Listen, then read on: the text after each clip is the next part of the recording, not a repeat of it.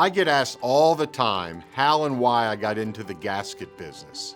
I mean, who really grows up thinking they're getting into the commercial refrigeration gasket business?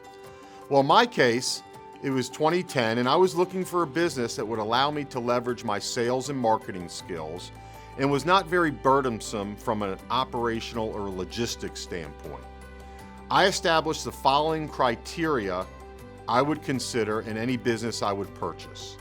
1, I wanted a business where there was existing demand for the product. 2, I wanted to sell a product or service with a residual income stream. 3, I wanted to get into a line of business that had poor or fragmented competition. 4, I wanted a business that was recession resistant. And 5, I wanted a business that had limited fixed overhead. When my business broker friend introduced me to the opportunity to buy a small refrigeration gasket distributorship, lo and behold, it met each and every one of my criteria. In the gasket business, 1, there's existing demand for the product.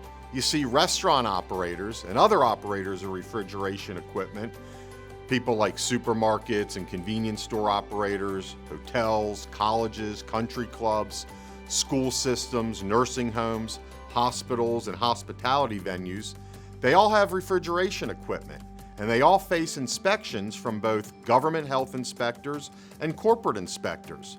So they're buying gaskets already. We just have to convince them to buy it from the seals. The second criteria I had was I wanted a product or service with a residual income stream. Well, guess what? Even our gaskets, which are the highest quality gaskets on the market, they wear out. It's just inevitable. My third criteria was I wanted a business that had poor or fragmented competition. And in this niche of gasket replacement, it turns out that most users of refrigeration equipment have their commercial refrigeration vendors handle their gasket needs. And what I found out is that those guys don't even really want to work on gaskets. They really want to and need to work on the higher end components, coils, compressors, service areas where they make more money and can justify their higher overhead. Most of them simply don't want to do gasket replacement work. So as it turns out, we really complement refrigeration vendors as opposed to competing with them. This was one of the things that really attracted me to the business. My fourth criteria was I wanted an industry that was recession resistant.